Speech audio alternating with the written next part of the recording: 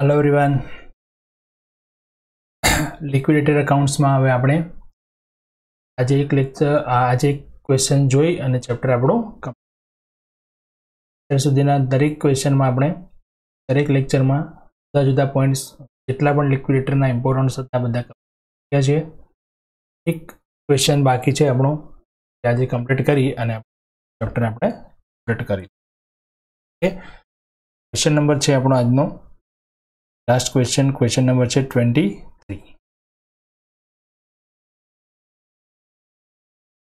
Chirag limited liquidated voluntarily on 31st March 2020 and the balance sheet of the company on that date is closed as under. A and B બે ટાઈપના equity share છે। Number of equity share કયું છે 3000।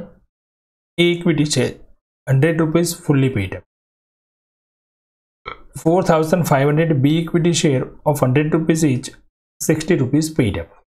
मतलब अहींया तो हजू मंगाववानो बाकी है। जो एना परथी ज ख्याल आवी जशे आपणे कि कैपिटल डिफिशियन्सी आवशे के सरप्लस आवशे। लास्ट लेक्चर में आपणे जोयुं हतुं कि बंने टाइपना शेर्स हता। ए बंने टाइपना शेर केवा हता फुल्ली पेड हता। ए आपणे कोई सूचना ज नथी पण इन्फॉर्मेशन ए रीते प्रोवाइड करी हती कि आपणे मानी सकीए कि फुल्ली पेड छे, जेथी अब तो मंगावવાનો कोई चांसीस है ज नहीं। अब तो मंगावવાની આપણે જરૂર પડે तो 100% એમાં કેપિટલ ડિફિશિયન્સી આવી શકે। પણ જો પેમેન્ટ પૂરેપૂરું હશે, ફુલ્લી પેડ શેર્સ હશે અને સરપ્લસ રહેશે તો વધારાની રકમ કોને ચૂકવી દઈશું। બીજી વસ્તુ, જો બંને શેર ફુલ્લી પેડ હશે અથવા તો બંને બે ટાઈપના શેર હશે કે વન ટાઈપ ઓફ શેર હશે, બંને ફુલ્લી પેડ જ હશે, अब तो બાકી જ નહીં હોય तो कैपिटल डिफिशियन्सी नो कोई प्रॉब्लम ज नहीं आवतो। डिफिशियन्सी आवशे ए हमेशा दरेक पासे आपणे एटली नुकसानी ज रहेशे, भोगववानी रकम मंगाववानी थशे नहीं। मंगावी क्यारे शको रकम जो अब तो बाकी होय। तो क्वेश्चन अहींया आपणे हवे आटલું क्लियर थयुं छे एना परथी आपणे जोई शकीए कि जो आपणे क्वेश्चનમાં कोई हप्तानी रकम बाकी आपी होय तो कैपिटल डिफिशियन्सी में रकम मंगाववानुं आवी शके। प्रेफरन्स शेर्स आपेला है 4,50,000। नॉन करंट लायबिलिटी में डिबेन्चर है। अहीं पण जो मॉर्गेज लोन ऑन इन्वेस्टमेंट गिरवे मूकीने लोन है। फर्निचर पर पण मॉर्गेज लोन है। प्रोविडेंट फंड है ये शुं गणाशे प्रेफरन्शियल क्रेडिटर्स। ट्रेड पेएबल्स में क्रेडिटर्स आपेला है। अदर करंट लायबिलिटी में अदर लायबिलिटी है अने outstanding interest on debenture. Other liability एवी सूचना आपी है, मतलब ए अदर लायबिलिटी में कई कई लायबिलिटी है एनी इन्फॉर्मेशन आपेली हशे, ना आपी होय तो बधुं शुं गणाशे। लायबिलिटी में आपणे क्रेडिटर्स में जो डिबेन्चर, तो डिबेन्चर माटे पर्टिक्युलर क्रम है ज। मॉर्गेज लोन कई है, मॉर्गेज लोन कई है तो आपणे मानी लेवानुं कि सिक्योर्ड है। तो हवे एनुं जे वस्तु आपणे मिलकत गिरवे मूकी है एनुं वेचाण कोण करे छे ए ध्यानमां राखवानुं। जो लिक्विडेटरे कर्युं होय तो जेटला रूपियामांथी मळ्या एटला सुधीनी ए रकम शुं थई गई सिक्योर्ड। जे लायबिलिटी हशे एना करता वधारे रकम मळी हशे तो पछी पूरेपूरुं सिक्योर थई जशे अने पहेला चूकवવું। अने जो आ मिलकत छे ए लेणदारोए एटले के क्रेडिटर्से ज वेची दीधी होय तो एमनी पासेथी सरप्लस लेवानुं थशे, अथवा जो ओછી रकम मळी हशे तो जेटली रकम मळी हशे एटલું सिक्योर थई जशे। बाकीनी जे रकम छे अनसिक्योर्ड क्रेडिटरना क्रममां आपणे पण बंने ऑप्शन में बात अहीं अगत्यनी है कि जो लिक्विडेटर आ मिलकतनुं वेचाण करे तो तमारे एसेट में रियल एसेट लखवानुं छे, सामे पेमेंट में पण लखवानुं। अने जो लेणदारो आ मिलकतनुं वेचाण करे तो लेणदारो पासेथी जे सरप्लस मळे एनी ज एंट्री थशे, पेमेंटनी कोई एंट्री थशे नहीं, मिलकतनी उपजनी कोई एंट्री थशे। बराबर छे। आगळ जोईए एसेट साइड तो नॉन करंट एसेट में फिक्स एसेट में टेन्जिबल एसेट है, building, machinery, furniture, investment, stock अने कैश बेलेंस। चलो अहींया मॉर्गेज वाळुं चेक करीए आपणे तो इन्वेस्टमेंट पर 2,40,000 ની लोन हती। इन्वेस्टमेंटनी वेल्यू 6 लाख रुपया। फर्निचर पर 75,000 है अने फर्निचरनी अमाउंट है अहींया 3 लाख, मतलब सिक्योर्ड छे बंने। Debenture holders are paid were paid 30/4/2020। डिबेन्चरનું पेमेंट કર્યું છે 30મી એપ્રિલે, मतलब एक મહિનાનું એના પર વ્યાજ બાકી હશે જે આપણે ચૂકવવું પડશે। બરાબર છે। પછી અધર લાયબિલિટી, જો અધર લાયબિલિટી જે હતી કેટલી હતી 225 એની સૂચના આપી છે, જેમાં ઇન્કમ ટેક્સ છે for the year ended 31st March 19, 31st March 20, is 45,000 and 30,000. તો જે માર્ચ 20નો છે 30,000 એ ગણાઈ જશે પ્રેફરન્શિયલ. પેલો જે છે 19નો એટલે કે 12 મહિનાથી વધારાનું પહેલાનો છે એ ગણાઈ જશે અનસિક્યોર્ડ. વોટર એન્ડ ઇલેક્ટ્રિસિટીનું બિલ અનસિક્યોર્ડ છે. Salary of 4 clerks for last 2 month એ ગણતરી કરવી પડશે. પ્રેફરન્શિયલ કેટલી આવશે અને તે અનસિક્યોર્ડ આવશે. એસેટ રિયલાઇઝડ, એસેટનું રિયલાઇઝેશન આપ્યું છે. ઇન્વેસ્ટમેન્ટ, તો જો ઇન્વેસ્ટમેન્ટ ગીરવે હતા હવે કોણે વેચ્યા છે? લિક્વિડેટરે. તો પછી આપણી મોર્ગેજ લોન જે છે એ આપણી થઈ ગઈ ત્યાં સિક્યોર્ડ, જે આપણે પહેલા પેડ કર્યું. ફર્નિચર પણ કોણે સેલ કર્યું છે? લિક્વિડેટરે. તો એ ફર્નિચર પર લોન હતી એ પણ શું થઈ ગઈ? Secured. Building, machinery and stock. Resolution expense છે 15,000. Liquidator's remuneration is payable at 4% on amount of asset realized by him and 2% on amount paid to unsecured creditors. જો આ એક બાબત ખાસ અગત્યની અહીંયા હવે સૂચના શું આપે છે સમજો. અનસિક્યોર્ડ ક્રેડિટર્સને પેમેન્ટ થાય એના પર 2%, but excluding preferential credit. Preferential creditors સિવાયના અનસિક્યોર્ડ ક્રેડિટર્સ છે એના પર જ remuneration. All asset including mortgage are sold out by liquidator. मतलब बधी ज मिलकतों लिक्विडेटरे वेची. From the above particulars prepare liquidator statement for recipient. Liquidator નું ફાઇનલ સ્ટેટમેન્ટ તૈયાર છે ઓફ રિસિપ્ટેન્ટ. સૌથી પહેલા તો આપણે રિસિપ્ટ સાઈડ લખી દઈશું કેશ બેલેન્સ કેટલું હતું બેલેન્સ શીટમાં ચેક કરી લઈએ. 1,05,000. ત્યાર પછી એસેટ રિયલાઇઝડ જે આપી હતી આપણને અધર ઇન્ફોર્મેશનમાં. ઇન્વેસ્ટમેન્ટ હતા 195, furniture 2,00,000, building 12 lakh, machinery 90,000, stock 1,50,000 અને ટોટલ થઈ જાય છે 18,45,000. 45,000. ત્યારબાદ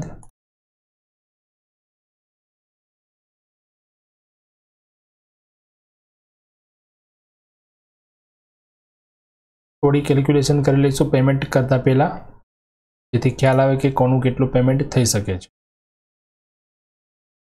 કેલ્ક્યુલેશનમાં ફર્સ્ટ તો આપણે મોર્ગેજ લોન કેટલી સિક્યોર્ડ છે જોઈ લઈશું. તો મોર્ગેજ લોન ઓન ઇન્વેસ્ટમેન્ટ પર મોર્ગેજ લોન હતી 2,40,000.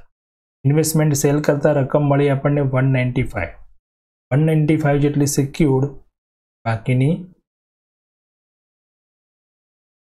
મોર્ગેજ લોન ઓન ફર્નિચર પર લોન આપણે જો આપવી હોય આપેલી છે એ છે 75,000 જે ફૂલી સિક્યોર્ડ હતા, કારણ કે ફર્નિચરની કિંમત 75 કરતાં વધારે મળી છે. હવે પ્રેફરન્શિયલમાં કોણ કોણ આવશે? તો સેલેરી ઓફ ક્લાર્ક પહેલા સૂચના આપી હતી એ જોઈ લઈએ. 4 મંથ સેલરી આવશે પહેલા, એકચ્યુઅલ સેલેરી આવશે અને મેક્સિમમ 20,000 આવશે. તો 15,000 ઇન્ટુ 4/4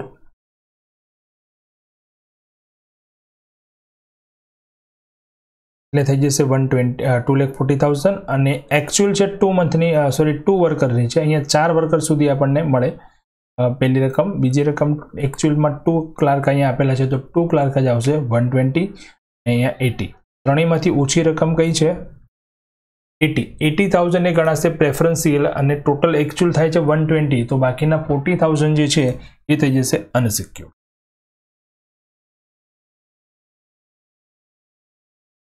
ઇન્કમ ટેક્સ જે હતો 2020નો એ પ્રેફરન્શિયલ ગણાશે. પીએફની રકમ પ્રેફરન્શિયલ ગણાશે. પ્રેફરન્શિયલ થઈ ગયા 1,40,000.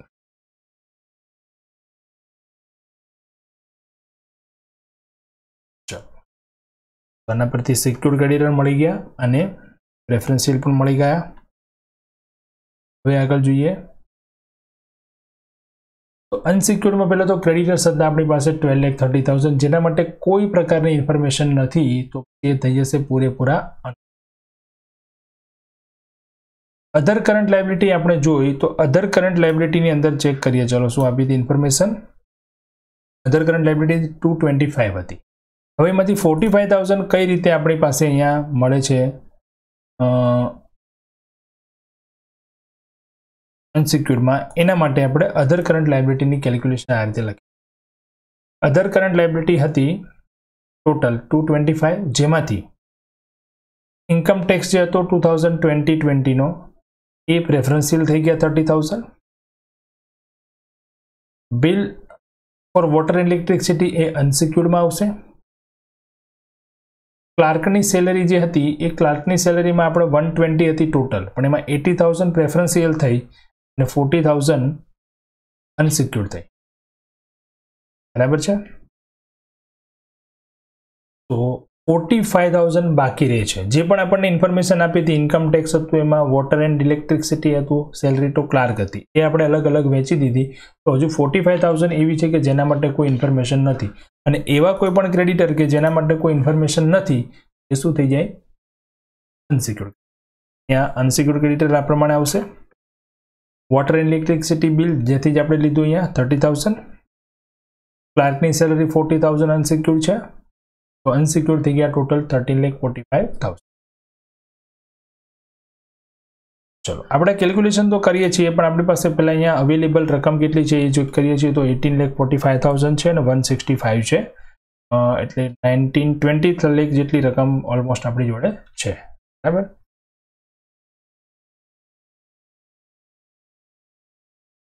ત્યારબાદ ગણતરી જોઈએ તો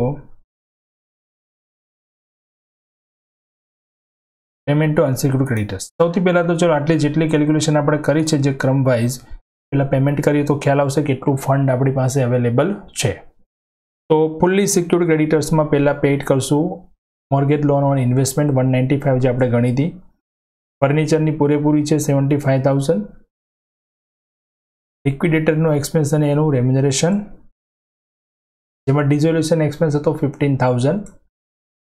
લિક્વિડેટરને રેમ્યુનરેશન આપવાનું છે એસેટ રિયલાઇઝડ પર 4%, એટલે કે 18,45,000 ના 4%.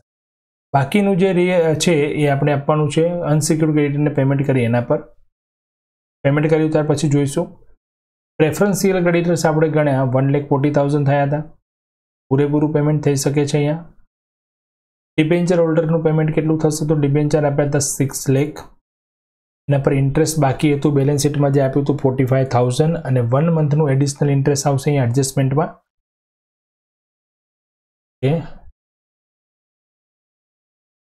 ચેક કરી લઈએ.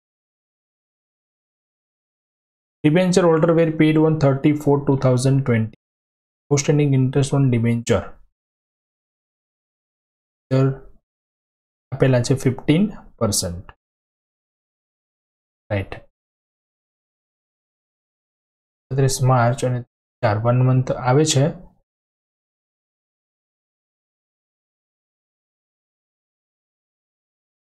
વન મિનિટ ચેક કરીને તમને સમજાવું.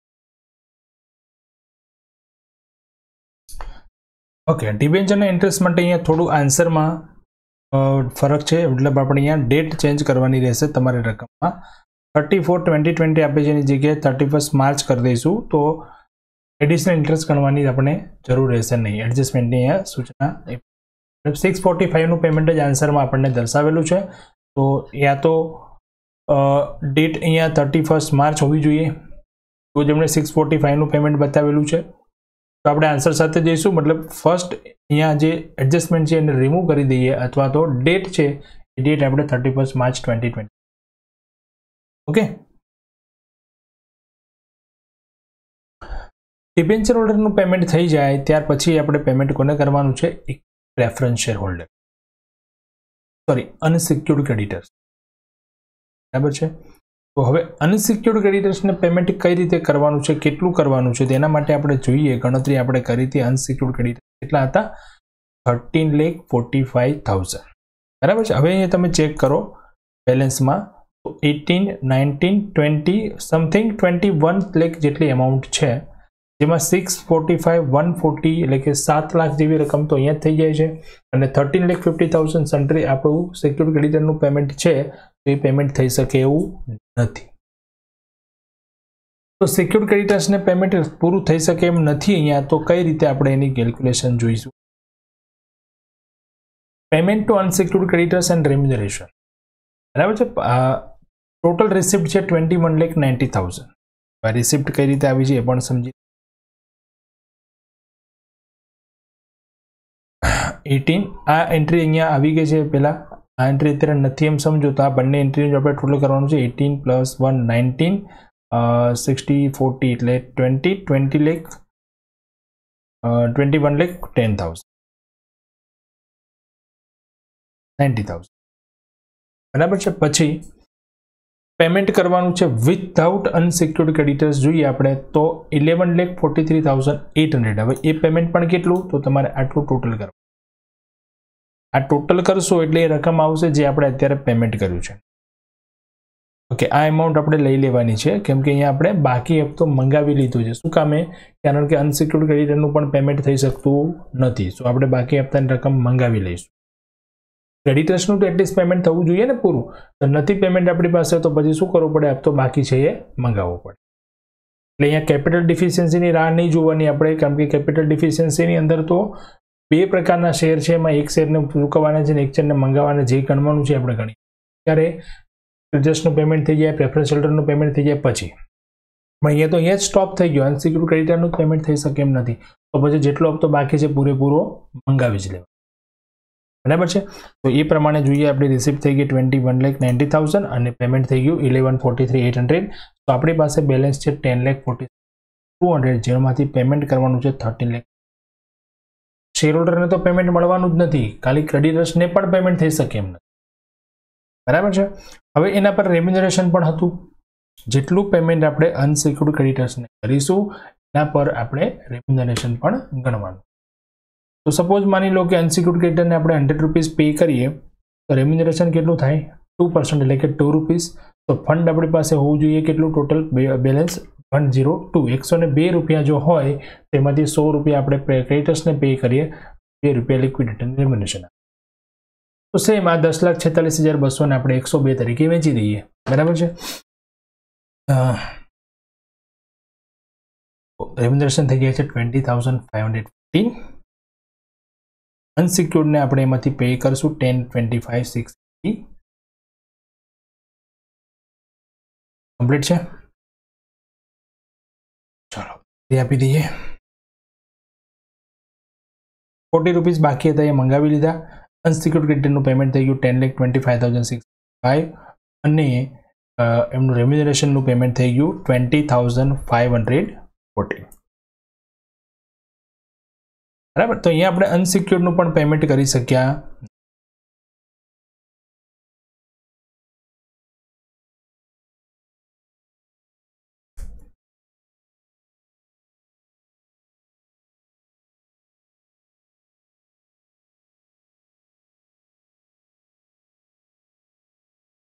અનસિક્યોર્ડ ક્રેડિટરનું પણ પેમેન્ટ જો ના થાય તો પછી આપણે ત્યાં ગણતરી શું કરી દેવી પડશે? સ્ટોપ કરવી પડશે અને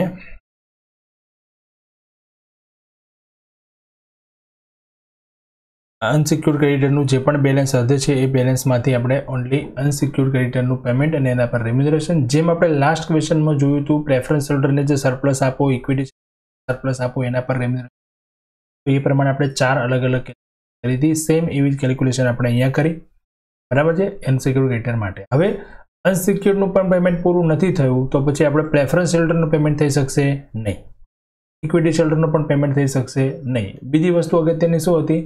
જ્યારે અનસિક્યોર્ડ ક્રેડિટરનું પણ પેમેન્ટ આપણે નથી કરી શકતા તો હપ્તો જેટલો બાકી છે એ બાકી હપ્તો પૂરેપૂરો તમારે મંગાવી લેવાનો, અને જો અનસિક્યોર્ડનું પેમેન્ટ થઈ ગયું હોય, પ્રેફરન્સ હોલ્ડરનું પેમેન્ટ બાકી રહેતું હોય તો પછી પહેલાં કેપિટલ ડેફિશિયન્સીની કેલ્ક્યુલેશન કરવાની અને એ કેપિટલ ડેફિશિયન્સી પ્રમાણે જે હપ્તો મંગાવવાનો થાય એ હપ્તો આપણે એટલી રકમ મંગાવવાની। જ્યારે અહીંયા શું કર્યું આપણે? અનસિક્યોર્ડમાં પણ પેમેન્ટ ઘટે છે તો પૂરેપૂરો હપ્તો જે બાકી છે પૂરેપૂરો હપ્તો મંગાવી લો, પેમેન્ટ અનસિક્યોર્ડને કરો, અને બાકી વધે તો પછી એ પ્રેફરન્સ, તો બાકી વધતું જ નથી, અનસિક્યોર્ડ ક્રેડિટરનું પેમેન્ટ પણ પૂરું થતું નથી, આપણું આ સ્ટેટમેન્ટ જ્યાં સુધી લિક્વિડેટર પાસે અવેલેબલ બેલેન્સ હશે ત્યાં સુધી એ વેચતો જશે, વેચણી પૂરી થઈ જશે સ્ટેટમેન્ટ, બરાબર છે। ફંડ એની પાસેથી આવવા માટેના રસ્તા કેટલા છે? એક તો કેશ બેલેન્સ જે બેંકમાં હતું એ કેશ બેંક બેલેન્સ જે બેલેન્સ આપી દઈએ, બીજું એની પાસે જે મિલકતો હોય એ મિલકત વેચીને રકમ મેળવી શકે, ત્રીજું શેર પર હપ્તા બાકી હોય તો બાકી હપ્તાની રકમ શકે, અને આ જે રકમ મળે એ જ રકમની એમને સ્ટેપ બાય સ્ટેપ જે નંબર છે ક્રમ એ પ્રમાણે ચૂકવવાની છે, બસ આ ક્રમ યાદ રાખો અને કેલ્ક્યુલેશન થોડી સિક્યુર્ડ ક્રેડિટર્સ કોને કહેવાય, અનસિક્યુર્ડ ક્રેડિટર્સ કોને કહેવાય, પ્રેફરન્શિયલ કોને કહેવાય. બસ આ 4-5 ઇમ્પોર્ટન્ટ પોઈન્ટ્સ છે, ધ્યાન રાખો. લિક્વિડેટરનો આરામથી સોલ્વ. ઠીક છે, તો આ સાથે આપણે આપણું આ ચેપ્ટર કમ્પ્લીટ કરીએ છીએ. અને તમારે આ જે ક્વેશ્ચન આપણે જેટલા કરાયા છે બધાની પ્રેક્ટિસ ખાસ કરવાની છે.